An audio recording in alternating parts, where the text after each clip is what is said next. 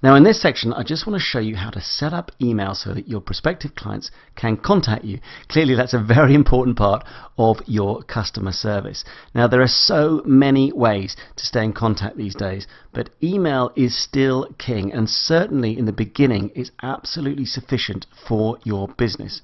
As you grow, you might want to add a telephone number or social media accounts or whatever it might be, but in the beginning, email is perfect. And not only that, it's free and super easy to set up. So let me show you how you can do that on your domain.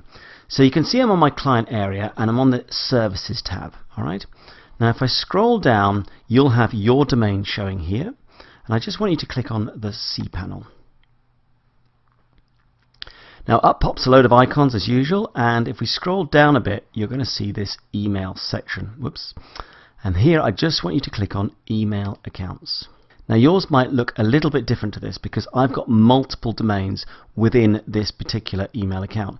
So I'm just going to select the one that we're talking about, which is timefliesfitness2.com. All right. And then all I have to do is choose an email address, simple as. So I'm just going to go with info, keep it very simple at the moment, all right? So I've got info@timefliesfitness2.com, that's what I'm going to create. Now the next thing you want to do is create a password. Now of course you can enter in your own password, or you can generate a password, it's entirely up to you. Generating a password is quite a nice way to go because a generated password is very, very secure. So if I generate a password, you'll see straight away this password has a strength of 100, right? Which is 100 out of 100, so you've got a very secure password with that. Now of course you're going to want to copy that somewhere, all right?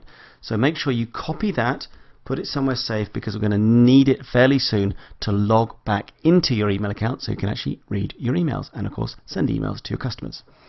Now you need to type that again, so let's put that in again. And the rest of this, there is nothing to do.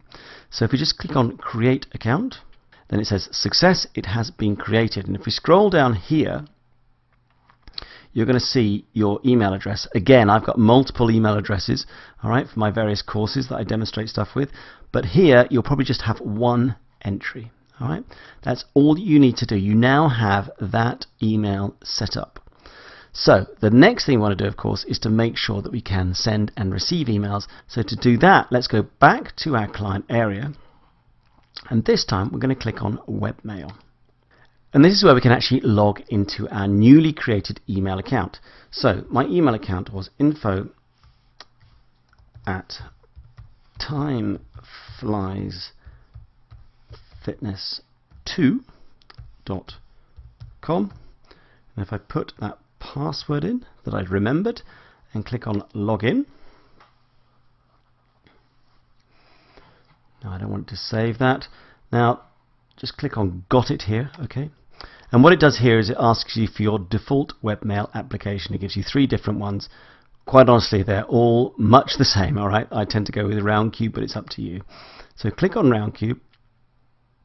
And here we go, your email is completely set up. So I can now send and receive emails on info@timefliesfitness2.com. And I could go through that same process and set up different emails. I might have a contact at or a support at. But to be honest, in the beginning, one email address is absolutely fine. As you grow, you'll get a feeling for whether you really need to have additional email addresses, but I would keep it fairly simple. Okay, so once you've got this webmail set up, make sure you bookmark the page, and then you can come back here and read and send your emails at will. So let's have a look at how we'll set up a Contact Us page in the next lecture so that you're fully set up with that initial customer support.